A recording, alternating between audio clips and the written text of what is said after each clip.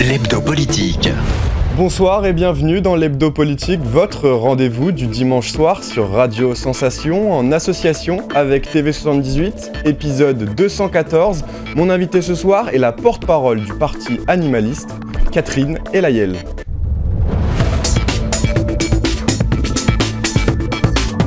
L'hebdo politique. Catherine Elayel, bonsoir. Oui, bonsoir. Vous êtes avocate et avez cofondé en 2013 l'association Animal, Justice et Droit. En 2016, le parti animaliste est fondé. Vous en êtes aujourd'hui coprésidente et porte-parole d'Hélène Touy, la candidate du parti à l'élection présidentielle. L'objectif du parti est de faire progresser la cause animale dans les débats politiques. Alors, créé officiellement en 2016, quelles étaient les raisons de la création de ce parti ? Alors en fait, donc on a travaillé, il a été créé officiellement en 2016, mais il y a eu 2 ans de préparation avant, enfin au moins 1 an de préparation.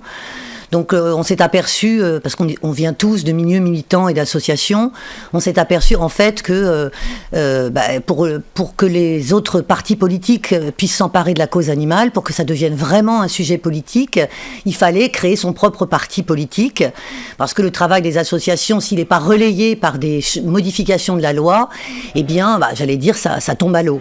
Donc comme aucun parti politique n'avait jamais pris la cause animale au sérieux, si je puis dire, il fallait qu'un parti politique puisse le faire, un petit peu comme à l'époque 74 où on a eu le premier parti écologique.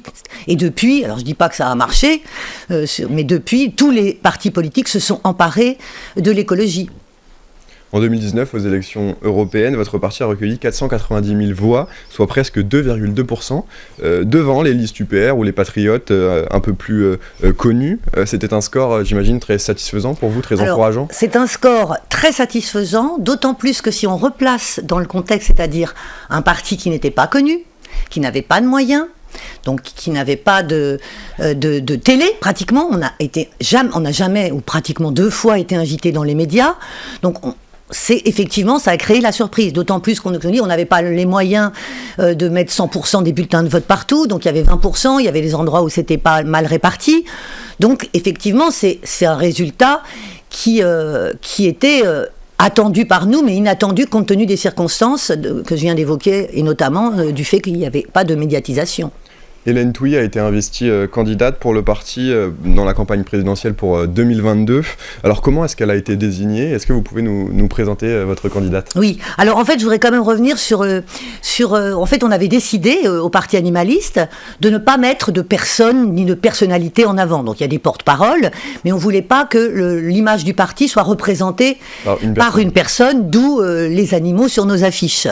Donc, par contre, en revanche, la présidentielle, eh bien, comme c'est une personne qui doit être mise en avant, donc on a lancé un appel à nos adhérents, enfin, les personnes qui travaillent au parti animaliste, donc et Hélène Touy a été choisie à l'unanimité. Et vous la connaissez depuis longtemps ? Alors moi, je connais Hélène Touy depuis plus de 10 ans, puisqu'on a j'ai cofondé avec elle l'association Animal, Justice et Droit. Et justement, puisque vous m'en donnez l'occasion, j'aimerais quand même saluer la personne, parce que je ne sais pas si on se rend compte, mais elle continue de travailler. Donc vous avez beaucoup quand même d'hommes politiques qui en ce moment ne se consacrent qu'à la campagne présidentielle.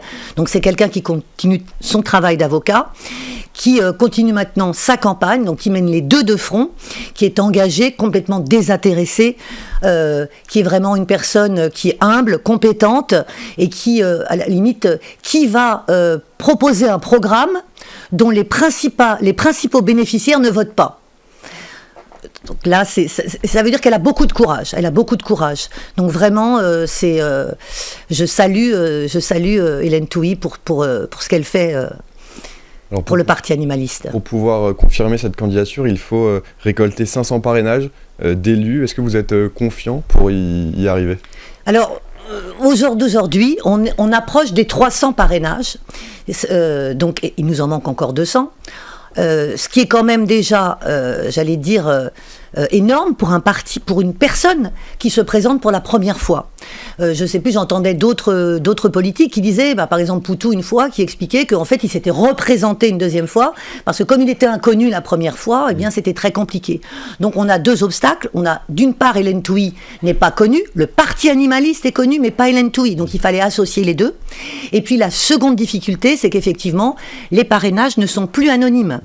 Donc on a beaucoup de maires, on a à peu près 200 personnes au parti animaliste qui travaillent sur la collecte. Il y a beaucoup de maires qui nous disent j'aimerais bien parrainer, parce qu'effectivement ils ont compris que le parrainage n'était pas un soutien. J'aimerais bien vous parrainer, mais comme c'est pas anonyme, on hésite encore, des pressions d'un tel.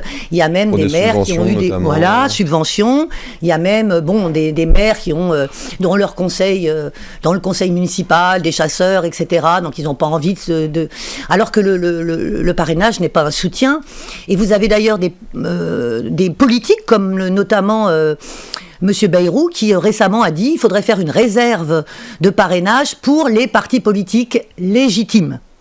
Alors il a dû estimer que qu'Hélène Touy n'était pas légitime parce qu'apparemment il ne nous a pas cité pour sa réserve de parrainage. Mais bon, si Monsieur Bayrou vous m'entendez, on considère que la candidature d'Hélène Touy est parfaitement légitime. Le principal objectif, donc, c'est de faire progresser la cause animale dans le débat public. Est-ce que le parti animaliste a vocation à gouverner ? Alors, au jour d'aujourd'hui, j'ai envie de dire non. Mais c'est une question que vous pourriez poser à beaucoup d'autres candidats qui se présentent. Et on sait très bien aujourd'hui qu'il y a peut-être 3-4 partis qui peuvent aller accéder au second tour, les autres non. Donc ces autres partis ont déjà certes des élus, mais ils ne vont pas être... ils pourraient être appelés dans un gouvernement, mais ils ne vont pas être élus. Et eux, on ne leur dit pas pourquoi vous êtes là. Donc effectivement, on n'a pas aujourd'hui, effectivement, on est réaliste. Hélène Touy sait très bien qu'elle ne va pas être élue présidente de la République. Il n'en demeure pas moins que plus on va parler de la cause animale, plus les autres partis politiques vont s'en emparer, parce qu'en fait, on a réalisé que la seule chose que certains partis politiques comprennent, c'est là, ils vont nous prendre des voix. Et donc, on a fini par mettre cette pression sur les autres partis politiques, et ça a marché. Alors, le parti animaliste, est-ce qu'il est de droite ou de gauche ? On sait qu'en politique, on aime bien classer les partis pour y voir plus clair. Alors certains vous voient comme un parti satellite d'Europe Écologie Les Verts. Vous avez un conseiller régional en Ile-de-France, Guy Prével, qui a été élu sur la liste d'Union de la gauche au second tour. Alors doit-on en déduire que vous êtes un parti plutôt à gauche ? Alors pas du tout. Justement, alors nous sommes un parti transpartisan parce que nous estimons que la cause animale, elle doit être au-delà des clivages politiques. Et pour cette Alliance 6, effectivement, on a eu un autre élu, mais on avait d'autres personnes qui se sont présentées sur des listes de droite et sur des listes de gauche, notamment par exemple pour les municipales, où effectivement, malheureusement, on n'a pas les moyens, et vu le système électoral, on ne pouvait pas se présenter seul. On a fait des alliances avec des partis de droite et de gauche, dont les têtes de liste étaient animalistes compatibles, bien évidemment. Donc nous tenons absolument à rester transpartisans. Pourquoi ? Parce que si on s'était positionné à droite ou à gauche et que les électeurs avaient voté pour nous, on ne saurait pas s'ils ont voté pour la cause animale. On ne saurait pas. Là, on peut vraiment, et les autres partis peuvent se dire, bon sang, ils ont fait 2,3%, mais ça veut dire qu'il y a au moins 500 000 Français qui sont prêts à voter pour un parti qui est transpartisan et dont, effectivement, est monothématique de manière directe et indirecte, mais j'y reviendrai si vous me posez la question là-dessus. Sur le thème de la cause animale, le 30 novembre 2021, l'Assemblée nationale a voté une loi visant à lutter contre la maltraitance animale et à renforcer les liens entre les animaux et les hommes. Alors on va rentrer dans le détail avec quelques mesures, mais globalement, qu'est-ce que vous avez pensé de cette loi et de la manière dont ont traité le sujet les députés Alors, La République globalement, on se réjouit toujours quand il y a des mesures qui sont favorables aux animaux. J'aimerais rappeler d'ailleurs que les mesures qui ont été qui ont été ensuite votées par l'Assemblée étaient dans notre programme depuis 2016. Donc on est content. Bien évidemment, des mesures qui ont été prises. Simplement, c'est pas suffisant, parce que ne sont concernés que les animaux domestiques et une partie des animaux sauvages dans le cadre du divertissement, que les animaux qui sont en majorité, en nombre, ceux qui souffrent le plus, c'est-à-dire les animaux d'élevage, ont été complètement exclus de cette loi, et de la même manière que la chasse. Donc il y a un début. Maintenant, il faut voir quand est-ce que ça va vraiment être appliqué. Il faut voir la volonté politique derrière. C'est vrai que les délais qui ont été... il y a des choses qui ont été faites. On est content, ça va dans la bonne direction, mais ça ne suffit pas au jour d'aujourd'hui. Ça, c'est clair. Les chiens et les chats ne pourront plus être vendus en animalerie à partir de 2024. La vente ou la cession d'animaux de compagnie seront interdits aux mineurs. Ce sont des mesures que vous aviez. Alors nous, au Parti animaliste, on va beaucoup plus loin que ça. On souhaite l'interdiction de tirer un profit de la vente de tous les animaux, pas simplement des chats et des chiens. C'est-à-dire qu'il faudrait bien évidemment que les animaleries proposent des chiens qui viendraient des refuges, mais qu'on interdise tous les animaux et pas simplement les chats et les chiens. Il y a aussi la vente d'animaux exotiques, des nags, des poissons d'ornement, on se demande ce que ça fait là, des oiseaux dans les cages. Donc oui, c'est un début, mais c'est pas suffisant. Pareil, il faudrait aussi interdire toutes les ventes, cette fois par Internet. Donc là, le Bon Coin, etc., ça va dans le bon sens. On va pas dire le contraire. Ça va dans le bon sens, mais bon, voilà. Pas suffisamment. C'est-à-dire que c'est pas suffisant, bien évidemment. Le texte initial prévoyait une obligation pour le maire de faire stériliser les chats sauvages sur sa commune. Alors finalement, elle a été remplacée par une expérimentation sur 5 ans et une action coordonnée contre la prolifération des chats errants par l'État et les collectivités territoriales. Alors vous regrettez, j'imagine. À notre programme, on veut qu'il y ait effectivement une obligation de stérilisation des chats, mais on veut que les mairies puissent être aidées financièrement. Parce qu'au jour d'aujourd'hui, qui travaille ? Ce sont les associations sur le terrain, donc qui trappent les chats errants. On a à peu près, alors il y a des chiffres qui varient entre 5 et 11, peut-être 11 on n'a pas, mais enfin, il y a une commission qui a été créée pour justement comptabiliser les chats errants, parce qu'il y a des associations qui nous disent qu'il y en a 5, d'autres 11 millions, en tout cas il y en a énormément. Et si on ne les stérilise pas, on va effectivement vers une prolifération. Il faut savoir que être un chat errant, c'est une vie terrible, Donc il y a une moyenne de vie 2 ans, ils sont malades, ils se font écraser, ils cherchent la nourriture, donc on ne dise pas que être chat errant c'est une belle vie, Donc il faudrait généraliser que d'ailleurs les chats qui soient attrapés soient stérilisés. Ensuite, une fois qu'on les a stérilisés, 2 solutions, soit effectivement on arrive à les adopter, soit si on les remet sur site, il faut pouvoir les protéger, c'est-à-dire un endroit où on va pouvoir les nourrir, les attraper pour les soigner. C'est pas simplement les stériliser, c'est pouvoir prévoir comment on va ensuite s'occuper d'eux une fois qu'on va les avoir relâchés sur site, pour ceux qui ne seront pas adoptés, parce que malheureusement la majorité des personnes souhaitent adopter des chatons.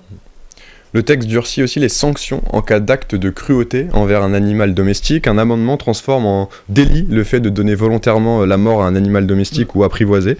Alors des exceptions sont prévues, notamment contre les traditions locales. Je pense par exemple à la corrida. J'imagine que vous seriez allé beaucoup plus loin, là encore. Alors justement, donc, dans notre programme initial, on avait demandé d'une part que les sanctions soient augmentées, et puis surtout effectivement que le fait de donner la mort d'un animal, alors sans acte de cruauté avant, était simplement une contravention. C'est-à-dire que tuer un lapin sans le faire souffrir, un lapin domestique, parce qu'un lapin sauvage, il n'y avait rien. Non. C'était une simple contravention. Donc c'est une bonne chose que ça soit devenu un délit, c'est une bonne chose qu'on ait augmenté les sanctions. Ce qu'il faut aussi, c'est se donner les moyens derrière, c'est-à-dire que s'il n'y a pas de parquet spécialisé, s'il n'y a pas une police, si la gendarmerie, il n'y a pas une police spécialisée, et qu'on ne poursuit pas effectivement les gens, parce qu'au jour d'aujourd'hui, on peut condamner jusqu'à 2 ans, mais les sanctions ne sont jamais appliquées. Donc 3 ans, c'est bien, mais il faut se donner les moyens derrière, et pour que effectivement ces sanctions puissent être réellement appliquées. Alors le texte prévoit la fin des animaux sauvages dans les cirques itinérants et les delphinariums. Concrètement, les spectacles de dauphins ou d'orques seront interdits à partir de 2026, cette fois. Il sera mis fin à leur détention et reproduction en captivité. Alors d'ici 2028, la détention et le spectacle d'animaux sauvages dans les cirques itinérants sera, elle, interdite.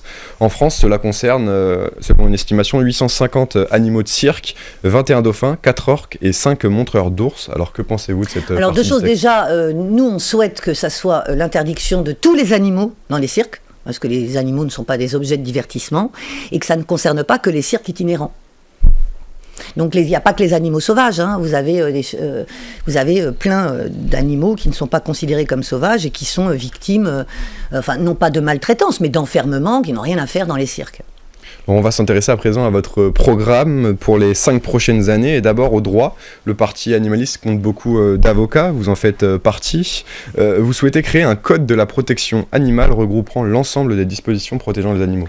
Alors depuis, ça c'était effectivement à l'époque, depuis ce code il a été créé, enfin il existe, mais c'est pas un code officiel, mais il existe. Vous aviez Marc Guénaud avec 30 millions d'amis qui a créé ce code d'ailleurs que j'ai, qui regroupe toutes les dispositions existantes, mais il ne change en rien, c'est juste pour faciliter le travail de l'avocat. Nous, ce qu'on souhaite, c'est effectivement un changement complet, c'est-à-dire créer un véritable statut de l'animal, et puis surtout, créer aussi un véritable statut de l'animal sauvage, qui n'est pas pris en compte par la protection du code pénal. Voilà, donc si je rentre dans les détails, mais c'est très très insuffisant, il faut vraiment créer un statut juridique, voire même une personnalité juridique de l'animal. Mais là, je vais vous perdre si je rentre dans les détails.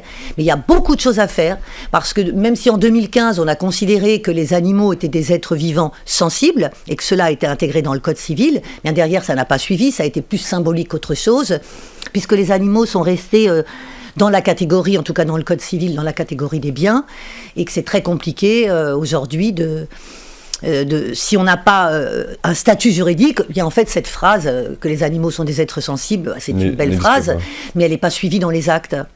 Vous souhaitez aussi la création d'un ministère de la protection animale. Aujourd'hui, c'est une prérogative du ministère de l'Agriculture. Alors vous nous dites qu'il y a un conflit d'intérêts. Pourquoi ? Il y a un conflit d'intérêts, puisque au jour d'aujourd'hui, vous avez donc le ministre de l'Agriculture qui travaille avec la FNSEA, etc. Donc on sait, c'est de notoriété publique que lorsqu'un ministre de l'Agriculture est désigné, le président s'assure quand même que la FNSEA l'aime bien. Hein. Donc je ne vois pas comment on peut être. Alors il y a des éleveurs qui vont hurler en disant mais non, mais nous on peut pas être juge et partie. Donc on souhaite séparer d'une part le ministre de l'Agriculture et d'autre part créer un ministère de la condition animale. De manière à ce qu'il n'y ait pas de conflit d'intérêts. Parce que là, on le voit, on a le ministre de l'Agriculture qui passe son temps à dire le foie gras c'est bien, manger de la viande. Voilà, donc non, c'est pas possible. Hein. Alors pour mieux traiter les infractions envers les animaux, vous proposez la mise en place de toute une logistique, unité de police départementale dédiée à la protection animale, parquet spécialisé pour la justice, créer une autorité administrative indépendante ayant un droit de visite inopiné, notamment dans les élevages et les abattoirs, une sorte d'IGPN, mais pour les animaux. Et enfin, il y aurait la création d'un délit de non-dénonciation d'infractions commises envers les animaux. Alors, y a-t-il déjà un autre pays qui est aussi avancé en matière de protection ça, ce sont les mesures de notre programme, de notre ancien programme, donc elles seront sans doute peut-être développées, un petit peu modifiées, mais vous avez des pays qui sont plus avancés que nous, vous avez l'Allemagne, vous avez la Suisse. La Suisse, c'est même dans la Constitution. En fait, ce qui est important, c'est que nous, on souhaiterait que la cause animale soit constitutionnelle. C'est-à-dire que la protection animale entre dans la Constitution, comme elle a été en Suisse. Dans la Constitution, on dit que l'animal a le droit à une dignité. L'Allemagne, la Belgique a déjà deux ministres de la condition animale.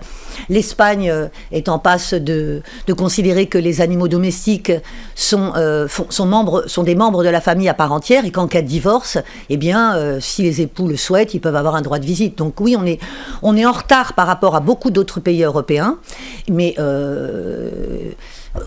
beaucoup de pays. Mais l'Europe d'ailleurs a fait beaucoup pour les animaux. C'est-à-dire que sans l'Europe, je pense que la France, elle serait encore très en retard. Alors parlons maintenant de l'alimentation. Le budget de la PAC, politique agricole commune de l'Union européenne, représente environ un tiers du budget total. Ça représente donc énormément d'argent. Vous souhaitez que ce budget favorise davantage une agriculture favorable au bien-être des animaux. Aujourd'hui, qu'est-ce qui vous dérange le plus avec le modèle actuel ? Alors déjà, donc la PAC, effectivement, c'était dans le programme européen parce que là, ça concernait l'Europe. Mais ce qui nous dérange aujourd'hui, la mesure phare en ce qui concerne l'alimentation, c'est la fin de l'élevage intensif.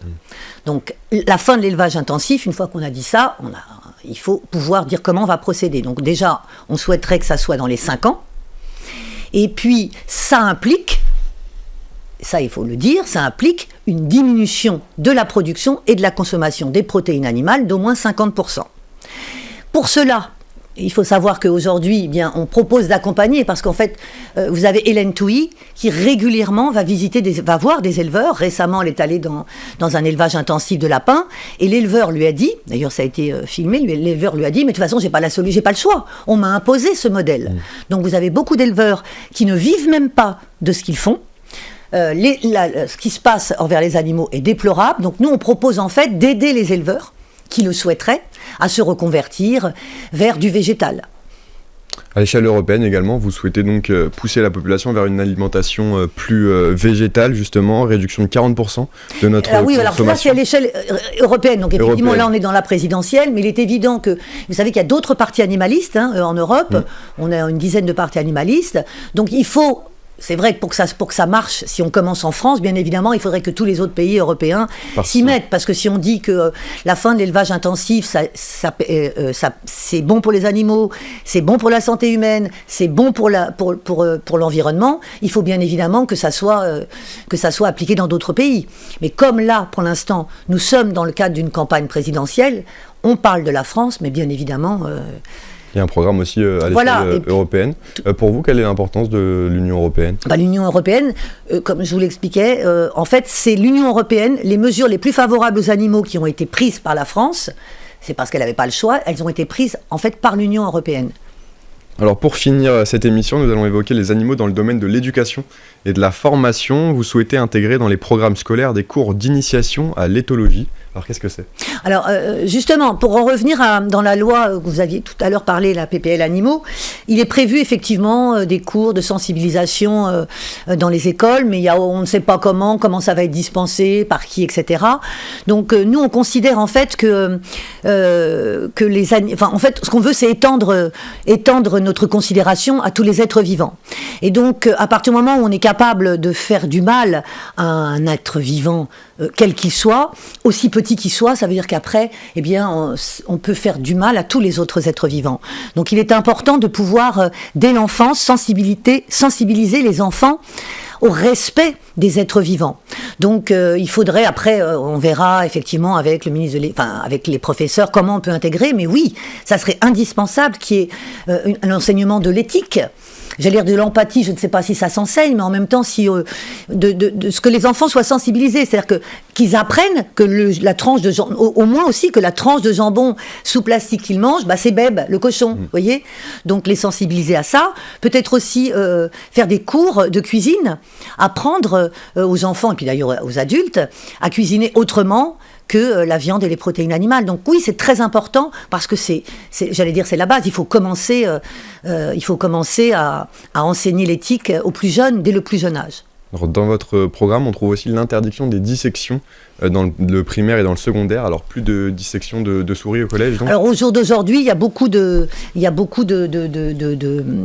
d'applications qui travaillent, qui font des dissections. On n'a plus besoin de tuer des animaux pour pouvoir disséquer. On a des logiciels, c'est très performant, des images en 3D. Enfin, on n'a plus besoin de ça, en sachant que les animaux sont tués. Alors effectivement, maintenant on le rapporte plus vivant, mais ils sont tués avant pour ça. Donc oui. Enfin, développer les modules de formation aux droits des animaux dans les facs de droit. Là aussi, donc, c'est en cohérence avec toutes les modifications que vous souhaiterez apporter dans le droit animal. C'est la côté... Alors ça, c'est pareil, c'était en 2016. Depuis, il y a eu beaucoup d'universités qui ont créé des DUT de droit animal. Donc ça a commencé à bouger avec des professeurs de droit qui étaient intéressés. Donc ça a bougé, mais il faudrait continuer. Il faudrait effectivement que ça soit ça tout à fait. Alors sur le programme du parti animalisme, on l'a vu, il est amené à être un peu modifié. Sur quel sujet vous travaillez actuellement ? On travaille sur tous les sujets, c'est-à-dire sur toutes les thématiques. On travaille sur le droit animal, on travaille sur les animaux d'élevage, on travaille sur le divertissement, mais on travaille aussi sur il y aura tout un chapitre démocratie, puisque le RIC, le principe du RIC sera dans notre programme. On travaille aussi sur les EHPAD, c'est-à-dire qu'en fait, la cause animale, elle débouche sur tout. Ça ne concerne pas que les animaux. Par exemple, on voudrait que les EHPAD acceptent parce que déjà c'est difficile, vous êtes placé dans une maison de retraite et souvent ce sont des personnes qui sont seules, qui vivent avec un chat et un chien. Et là, non seulement on les place, elles quittent leur maison, mais elles quittent leur animal de compagnie. Donc on souhaiterait notamment, c'est un exemple, que les EHPAD puissent accueillir les animaux de leurs pensionnaires.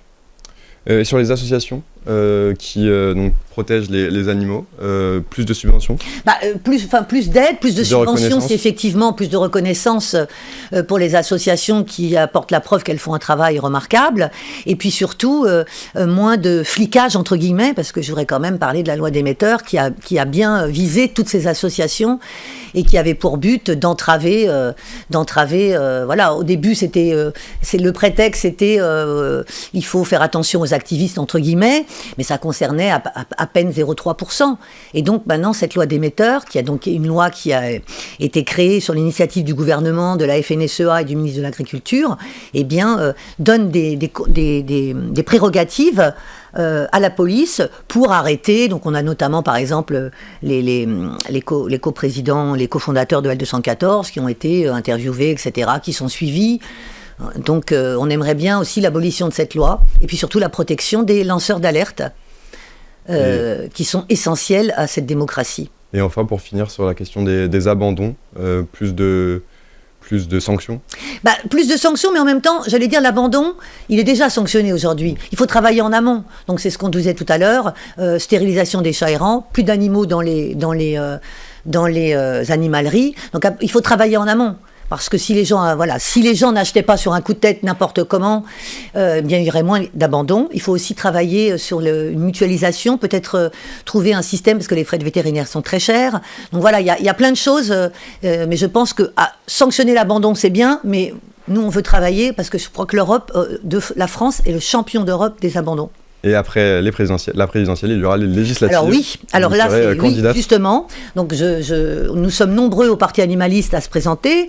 On souhaite mettre des candidats dans toutes les circonscriptions. On a lancé un appel à toutes les personnes qui sont sensibles à la cause animale. Donc si vous souhaitez vous présenter comme candidat aux législatives pour le Parti animaliste, eh bien vous avez un formulaire, vous allez sur le site du Parti animaliste et vous trouverez le formulaire. Donc on a besoin de vous, on a besoin d'hommes aussi, parce qu'aux dernières législatives, il y en avait présenté plus de femmes que d'hommes, et sur notre financement public, on a eu une pénalité de 30%. Merci beaucoup Catherine Layel d'avoir été avec nous dans l'Hebdo Politique. Je rappelle que vous êtes la porte-parole du Parti animaliste, et nous, on se retrouve la semaine prochaine pour un nouveau numéro de l'Hebdo Politique. Très bonne soirée à tous sur Radio Sensation.